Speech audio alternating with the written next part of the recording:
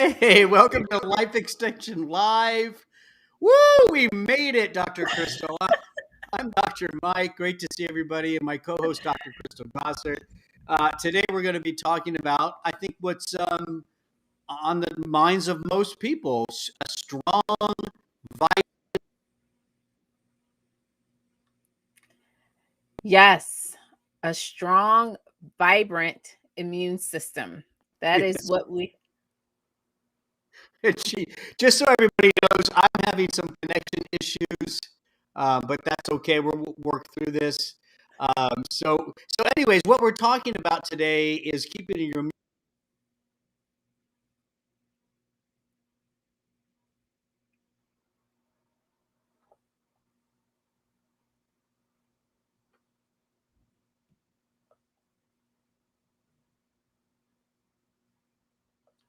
All right. I think we lost Dr. Mike. Let me just check and see. Yes, we lost Dr. Mike, but that's okay. Co-host is here to keep the show going. So we're going to be talking about what is immune senescence, what causes immune senescence. I think you all saw that on the graphic, what's coming up, and 3 key ways to boost your immune system as you're getting older. Again, it's Healthy Aging Month. And so all month long, we have been going over strategies, healthy aging topics, gray hair, the aches and pains of aging, and keeping a healthy mind as and brain function as you get older. And now we're talking about what happens to the immune system as you get older. Just want to pause for a shout out to Dr. Elizabeth. Hello. Thank you so much for joining us.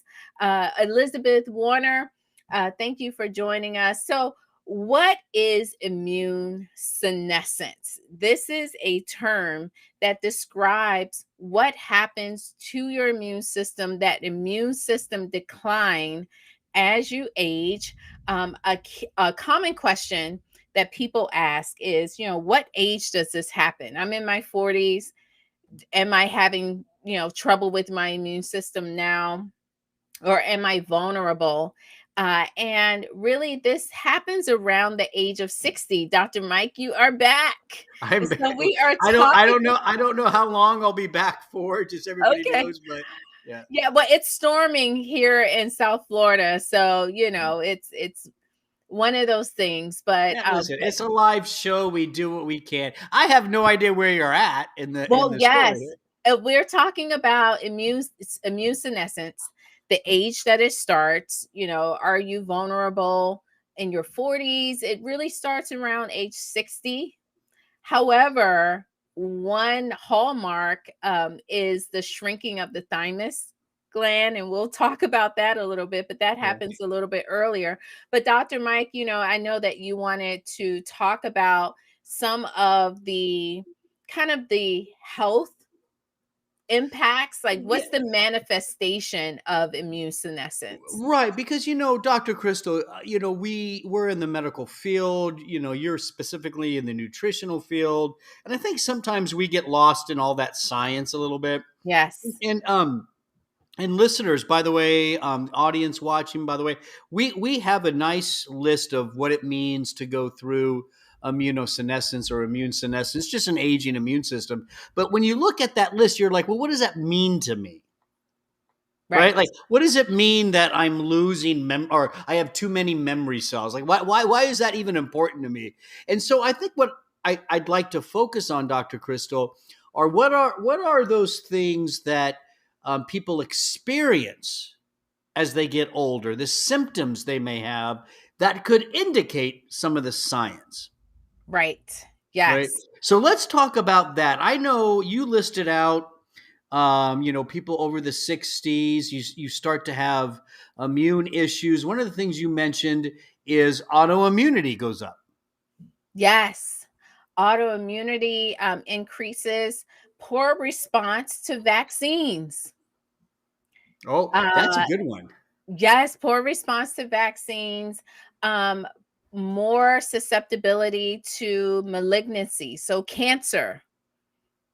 see the increased risk and rates of cancer increases. And the other thing that it's more, the cardiovascular disease, the Alzheimer's disease, the osteoporosis, the type 2 diabetes, no one really pauses to think, hey, this could be, you know, these things, maybe my immune system plays a role in me developing these kind of chronic, typical age related Good diseases, point. but the immune Yeah. system plays a role in all of those things as well. Yeah, very good point. So the characteristics, the scientific characteristics that we wanted to talk about are things like you don't make as many brand new immune cells. Right. So Yeah. immune cells are made in the bone marrow, then they travel to the thymus gland, and that's where they become educated. I think about the thymus is almost like the university. That's Yeah. where You go, they you go to are. school to learn. What am I supposed to do in life? Here it is. Exactly. But it's the thymus gland starts to shrink when you're a teenager, Dr. What? Mike. Yeah, yeah, yeah. I'm Maybe in not. your 20s or 30s. Well, that's debatable. So the thymus gland shrinks. So now you have fewer universities to educate your immune cells. And so you're not able to respond to new threats as you get older, Yeah. new So that's number one, exposures. right? So too many, no, not enough brand new cells. But the flip side is we have too many memory cells. Now, this is an interesting thing, right? Because one of the awesome things about the human immune system is its ability to remember past Yes. infections, right? Yes. That's, your immune system has a memory. Think about that. That's pretty Yes. awesome. It's like a brain. And yet, those cells that handle that memory, they build up over time. Why is that a bad thing? Well, those memory cells can only respond to things that you have already been exposed to. So, yes, that is a good thing to a certain extent. You want to have a memory. That's the Yeah. purpose of, building antibodies and, getting a vaccine to create that memory. But those memory cells over their lifespan, the older ones are actually supposed to just kind of undergo the process of natural cell death. They are Yeah. supposed to go away. But they stick around and they become senescent, which is, this topic of immune senescence. And those old non-functioning memory cells end up becoming pro-inflammatory, and they start Like secreting out pro-inflammatory cytokines like IL-6, which then damages healthy cells. kind of like the old grumpy grandpas of the neighborhood. They start getting inflammatory and all this kind of stuff. It looks like I might be losing connection. The system tells me that, just so you know, doctor. That's Um, okay. but anyway, So we're talking about too little of the not being able to target new threats. You have too many of these memory cells, not enough of the new cells. And then other hallmarks from a more technical perspective, you don't have enough of those first line immune cells, such as the NK cells. Those are the natural killer cells. They are floating around in the bloodstream, and they can recognize when a cell is infected by a virus. They can recognize when a cell has become cancerous. So this is the first line of defense, with those NK cells coming in and targeting those cells that just are not functioning properly. They're just not supposed to be there. So that's also occurring with immune senescence. And then you also have too many of the cells that are involved with keeping the immune system in check. A robust immune system is important, but there are times when your immune system can become overactive, right? And so the immune system, there are cells to kind of keep things in check. They're called kind of immune regulator cells or immune suppressor cells, and they can kind of help to suppress an overactive immune system. But as you get older, you start having too many of those, and now the immune system is not equipped to target a cancerous cell. And then the last hallmark, of course, is the chronic inflammation. And we talked about how those memory cells that they're kind of good, but the older senescent memory cells, they're not so good. They do start pumping out inflammatory messengers, and they can attack healthy cells. So that's kind of the those five hallmarks of immune senescence. Why is this happening? The thymus gland. And Dr. Mike, I know you're back. By the age of 50, it's almost entirely gone. You also have the bone marrow, where those Yeah. immune cells, it's not making as many of immune cells. So when we're kind of painting this picture, right? Because when you're thinking about what's going wrong, then the next step.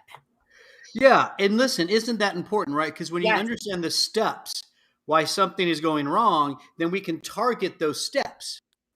exactly.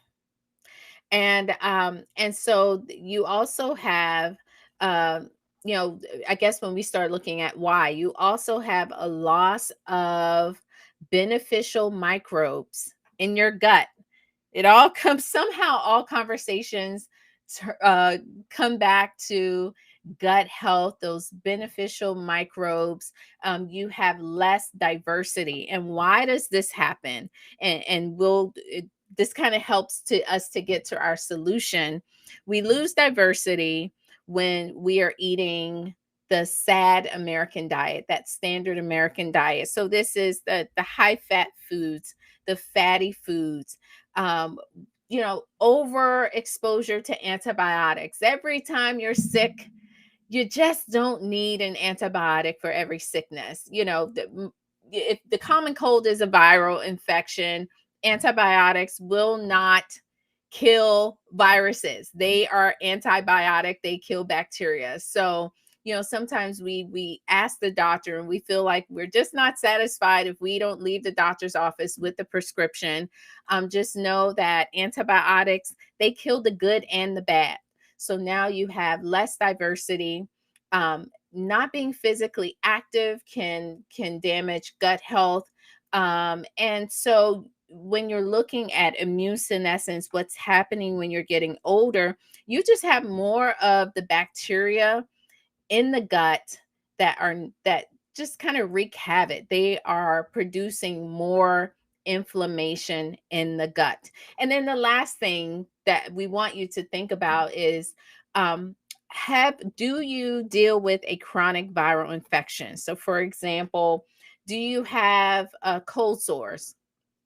We know that cold sores, that's a virus. It kind of can lay dormant in the nerve cells and then can activate Epstein-Barr virus. And so these are viruses that kind of linger and sometimes simmer, and they create an imbalance in the immune cells more towards those memory cells that can become pro-inflammatory. So as you're thinking about, should I try to keep on top of my immune system, then those are the things that you want to consider when you're trying to figure out, do I need to take this talk serious?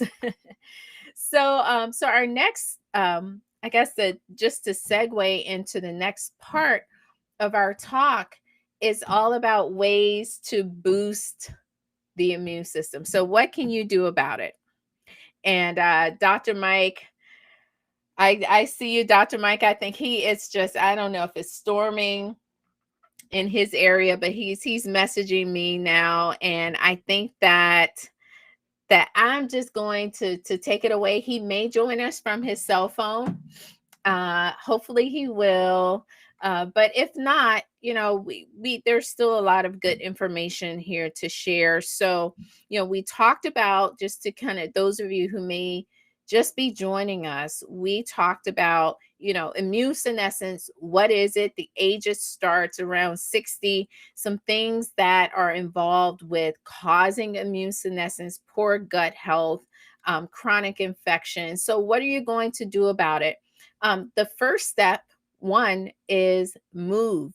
We talked about how a sedentary lifestyle can negatively affect your gut health and those beneficial microbes. There's actually research looking at exercise and how that can affect maybe an antibody response. So there's actually a study in sedentary older adults. They were randomized to 10 months of moderate cardiovascular exercise, and had more they had improvements in their antibody response to the flu vaccine compared with those individuals who they were active, but maybe they focused more on balance and flexibility exercises. So we do have, an intervention study that's actually looking at people who are kind of getting their heart rate going with cardiovascular exercises, and they just respond better to vaccine. They mount a more robust immune response. So that's number one. Keep moving. I will always talk about movement. We talked about it last week with aches and pains. Movement matters. Step two, you need to get rest, a good night's sleep. Put down the smartphone, turn off the TV, and really try to get yourself on a nice sleep pattern, so that you can keep your immune system robust. Lack of sleep can weaken immune function. It makes you more susceptible to respiratory infections as well as the common cold. In one study, sleep deprivation lowered antibody response 10 days after immunization than those who had normal sleep. There was a 2020 study published in the International Journal of Behavioral Medicine. It found that flu vaccines appear to be more effective in people who get a sufficient amount of sleep during the 2 nights prior to the shot. Now, I know you all are like, well, she keeps talking about vaccine response. That's a great way for researchers to evaluate the robustness of someone's immune system. So, it's just something that I think it's a great highlight of factors that can affect your immunity, and you want to have a robust immune response if you are getting a vaccine to the flu or anything else. And then the next component is nutritional solutions. Diet. What do you eat? The Mediterranean diet, watch the pro-inflammatory foods. I'm not a fan of eliminating them completely, but make healthier choices. The if you want to consume dairy, which can sometimes be pro-inflammatory, make sure it's your grass-fed dairy that's going to have a higher ratio of those anti-inflammatory healthy fats versus the conventional dairy. And just make sure you limit your red meat consumption. That can be pro-inflammatory as well. And make sure you're getting lots of good fatty fish at least twice a week. So those are from a dietary perspective, those are things to consider. Make sure you're getting lots of fresh veggies, lots of fresh fruit. Whenever you go grocery shopping, the majority of your time should be spent in the produce section. Think about whenever you look at your cart and you're getting ready to check out, just do a scan to see, will the cashier have to weigh more of my items versus just kind of putting them through the scanner. That's a good way to just keep a pulse on the types of foods that you're eating and the types of foods you're purchasing. And then the next nutritional solution to consider adding in is NAC, also known as NAC, N-acetylcysteine. N-acetylcysteine is an antioxidant, and it is a precursor to the body's, or one of the body's most powerful internal antioxidants, known as glutathione. Glutathione is an antioxidant naturally produced. NAC helps to increase that production. It's a precursor to glutathione, and it is a nutrient that probably has been studied the most when we look at nutrients for antioxidants. It is a common therapy given to, or is the top therapy that physicians will give to individuals who come in with acetaminophen toxicity. It is the solution and the remedy for that, but it's also very helpful just in supplementation form. As in regard to the immune system, it can inhibit entry and replication of some respiratory viruses. We know it's great for lung health. It can assist in clearing thickened mucus from airways. It can target inflammatory signaling in the body as well. And there's research. One research study we wanted to highlight in particular looked at 262 individuals at high risk for flu like illnesses. They took 600 milligrams of NAC twice daily for 6 months.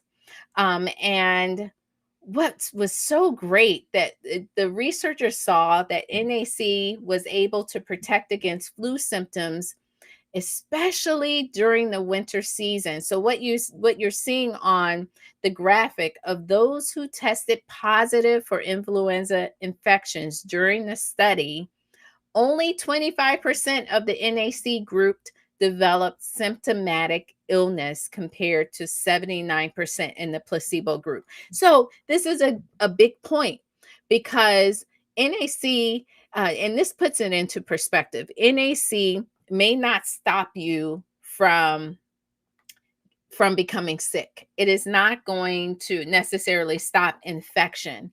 But you can see in that study, 25% of the people who were infected did not have symptoms, versus the 79% of people who were infected and they were symptomatic. And so that's the beauty of natural remedies. They can come in and they can help you to recover faster. They can help you to not have as many symptoms, so that you don't have um, to stop your life. Your life does not go on hold for those 4 or 5 days, or longer for some people, that they may be unwell. So that is the positive side of NAC and natural remedies. Other strategies that I will go through really quickly: always consider probiotics and foods that will help to feed the good bacteria. And those include antioxidants, polyphenol antioxidants found in your bright vegetables and fruit, as well as fiber. Fiber serves as food for your good bacteria, and they can help to support a robust immunity.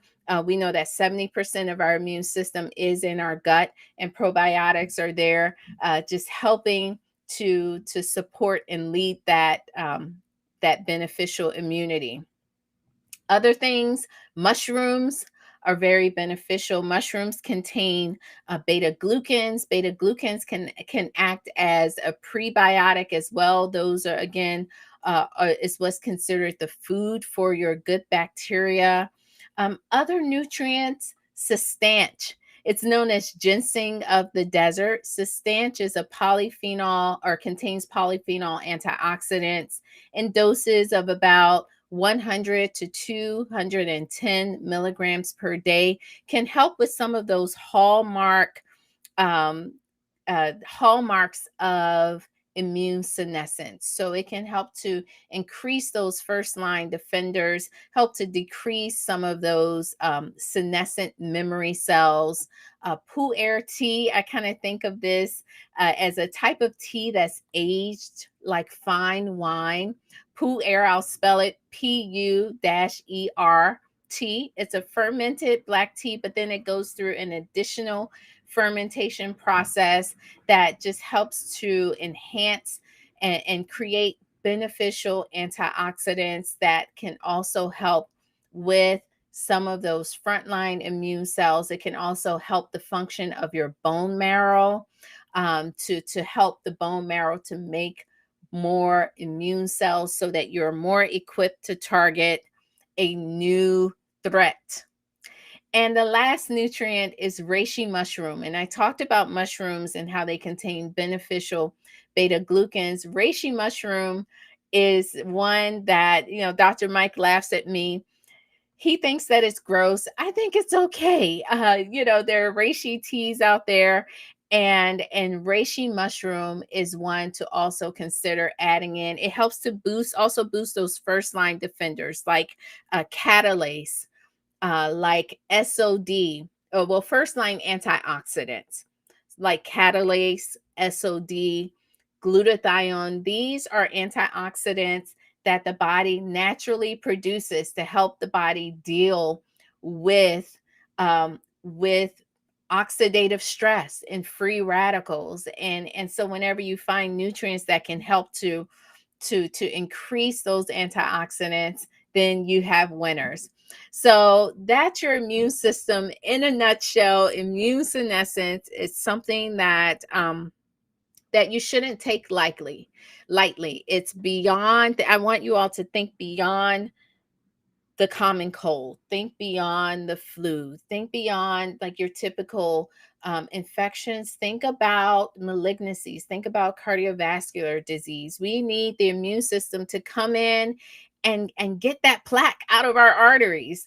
And so it's important for us to keep a robust immune response, and nutritionally, there are things that you can do, but of course, lifestyle, exercise, sleep are always very important as well. And there you have it. We do have more information specifically on immune senescence. If you head to lifeextension.com/immunity, there is an article talking about some of the nutrients that we discussed, and exactly, it kind of gets into the weeds a little bit, but it really helps to just highlight what happens in the body as you age, in regards to your immune system. And so check it out, lifeextension.com/immunity. And we thank you so much for joining us. I know we have lots of people on. I have my laptop here. Michelle, thank you. Elizabeth, we talked to you. Tim, I like your comment. Uh, Jeff, Sue, thanks so much for joining me today. I'm just checking to see. Let's see, Michelle. Yes, Michelle had a question, yeah, and I'm happy to answer a couple of questions here. What would help food digest? I get nausea from fermenting food because my digestion is sluggish. Yes, ginger can be helpful. Artichoke is very helpful with digestion. A good probiotic, but ginger is very specific with helping with those muscular contractions in the digestive tract to really help that food move along. Let's see. And just doses for NAC, about 600 to about 1800 milligrams. That's a nice dose. Beverly, I do agree with you. Yes, there is some connection or there are some theories out there that's linking some of the immune decline to uh, you know, other types of infections, but ultimately the immune system should be robust to take care of those things. So I think all roads ultimately can lead back to the immune system. But thank you for that point. And I think that's about it. We appreciate all of your support. Next week will be all about warm spices. We know that tomorrow's the first day of fall. Woo-hoo-hoo. And I'm ready for some cool weather here in Florida. And so we'll be talking about warm spices. I have a cool muesli recipe that I will be demoing along with Dr. Mike next week. So we hope to see you next week. Thanks so much for listening. I hope that you and watching. Thanks so much. And I hope that you have a wonderful rest of your week. Goodbye.